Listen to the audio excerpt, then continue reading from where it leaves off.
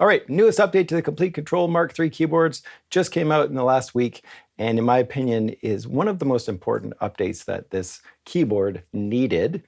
The much needed machine compatibility is still not here yet, so once that comes, I will definitely be making a video on that. But what we've got now is the ability to make MIDI templates for virtual instruments or hardware synthesizers. And these are templates that can just live on your keyboard. You can edit them all right from the hardware itself, and then you can save them, export them, share them. There's already a peer-to-peer sort of thing on the forums right now where you can go and find some templates that other people have made. I just grabbed the Analog Lab one because I love Analog Lab, but the compatibility with Komplete Kontrol, the software, is not there. So you can't load Analog Lab inside Komplete Kontrol software and work with it, with the hardware. So really powerful stuff. We're going to look at my template that I've just started for Omnisphere. And if you have any suggestions for me on this one, I am by no means a specialist on this kind of stuff. Let me know in the comments. And let's just look at my template and see how easy it is to set up for Omnisphere.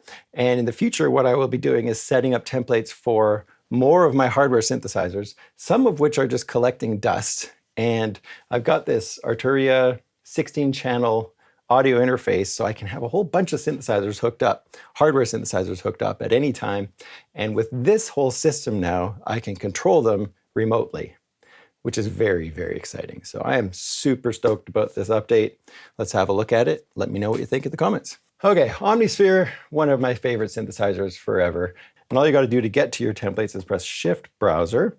And here you can see I've got my Omnisphere one. So one of my first requests is kind of cheesy. I would love the ability to put a JPEG or PNG or something like that of the virtual instrument behind. I know do we really need that? But the screen is so beautiful. So that would be a nice touch if that is possible. I don't even know if that's possible. And the way I'm setting up my Omnisphere, I'm not sure if this is exactly the best way, is I'm just using the default MIDI CC messages that were already assigned to these pages of controls. So let's have a look at what I've got set up already. So I'm going to press Shift Browser and then hit the Edit button for my Omnisphere template. And as you can see, I've gone through and set up Previous and Next. And these are buttons that are just assigned to the browser in Omnisphere. Let's hit Next and we get the next patch. And we get the preview, which I love in Omnisphere. And this works in the main browser as well. So if I'm over here looking for a patch, I can go to, say, one of my favorite libraries here is the Sonic Extension Unclean Machine. Got a video on that one. Let's click on a patch and now go to the next one. And of course, if you go and change your browser metadata, like say, I just want to look for Glockenspiel, you click on one. It's going to stay in that browser. It's not like it jumps back to the master browser or something like that. And then you can see I've added buttons for A, B, C, and D. These are the 4 layers in Omnisphere. And I've got buttons that allow me to turn on and off the different layers. So I've also got volumes set up for the different layers. Down at the bottom, we can see this layer mixer.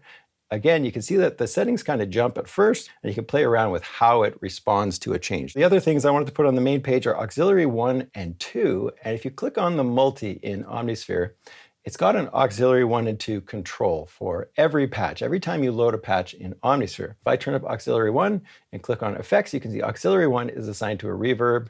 Auxiliary 2 is assigned to a delay. And we're going to play around with this in a sec. And then the other control is just the main level, which you can see is controlling right here. The next thing I would probably do is go to another page, and you can add up to 16 pages to your template, which is crazy. So what I would probably do is go and add an envelopes page. So maybe attack and release for all the 4 different layers. And then maybe I would go and add another page for filters with cutoff and resonance and stuff like that. Let's load this one up right here. So what I would normally do in a situation like this is go right to the reverb and just start adding some reverb. And then maybe some delay. That sounds nice, but you know what? Let's focus on the reverb for a second. And what I want to do is now add some custom controls for the reverb and the delay on another page. And we'll set that up on the template from scratch.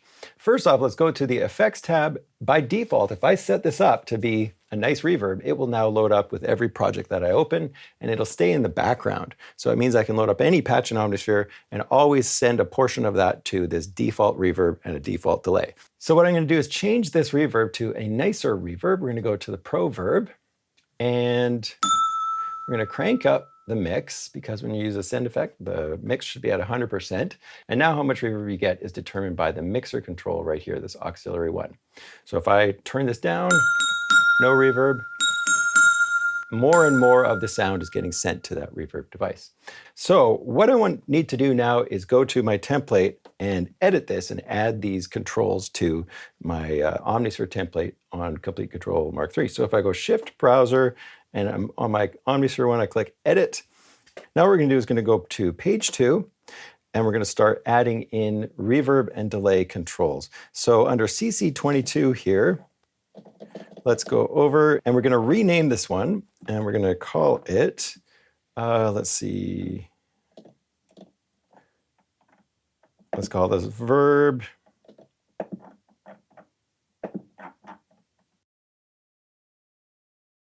There we go, save that. We'll go to the next one, and we'll go, and yes, a touch screen would actually be kind of sweet in this, just start typing, but we don't have it, so what are you going to do? And then we're going to go to the next one. So now what we're going to do is we're going to hit done, and I'm going to go to my next page, and you can see I've got verb size, verb time, delay, feedback. Now in my template, all I need to do in Omnisphere is go verb size. I'm going to right click that one. We're going to go MIDI CC learn, just turn the knob, and that one's good to go. Right click the time, MIDI CC learn, that one's good to go. And then we're going to go to auxiliary 2, and we're going to click on feedback, MIDI CC learn. And then once I've done this, all I need to do in Omnisphere is go right click, and I'm going to go save as default multi. So what that means now is every time I make a new Omnisphere track,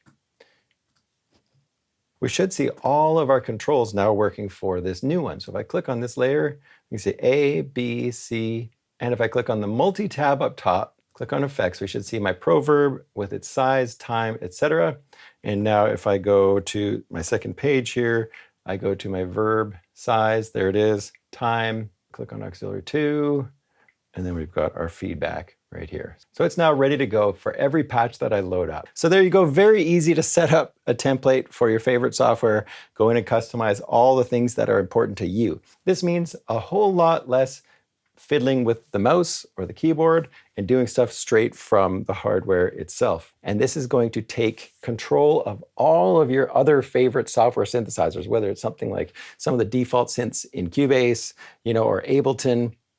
This could get really, really powerful really quickly. So love to hear what y'all think about this. I'm super excited about it. I was having so much fun playing around with this, and it really just feels like this keyboard that should be so powerful now is getting there. And when it first came out, I know I was a little bit negative on some of the things that it didn't have, like we lost this kind of customizability, and we were stuck with just what they had set up with their new system, which was a really small amount when this keyboard first came out. So things are getting really exciting. I'm so glad that Native Instruments is on top of all of this, and I can't wait to see what happens with the machine integration, but we're still gonna have to wait a little bit longer for that. I don't know when that's coming, but I know that it is coming at some point. So anyways, thanks for watching. If you're new here, hit the subscribe button and the bell, and I'll see you in the next video.